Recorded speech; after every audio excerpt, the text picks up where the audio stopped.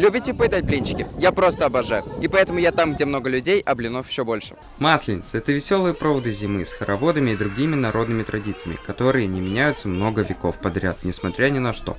Масленица длится целую неделю, но самый последний день этой блинной недели самый веселый. Гора новостей на многолюдной площади, где уфимцы радостно встречают весну.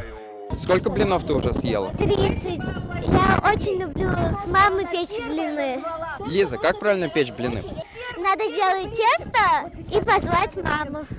Народные гуляния на Масленицу напрямую связаны с поверьями, что в эту неделю веселиться нужно как можно больше. Это принесет благополучие и изобилие в дом. В Масленичную неделю традиционно пекут блины, устраивают народные гуляния и сжигают чучело. При этом каждый день праздничной недели со временем приобрел свое название и особые традиции. В Масленицу принято не только кушать блинчики, а еще и ходить по гостям. Ведь вместе ждать весну куда веселее. Лично мне больше нравятся традиции поедания блинов.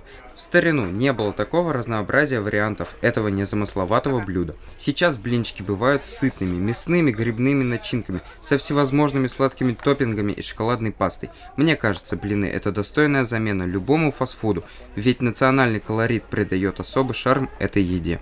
Блин за блином мы всю неделю провожали зиму. Надеюсь, она больше уже не вернется. А там и лето, и каникулы не за горами. Тимур Валеев, Рамазан Мусин, специально для Горы новостей.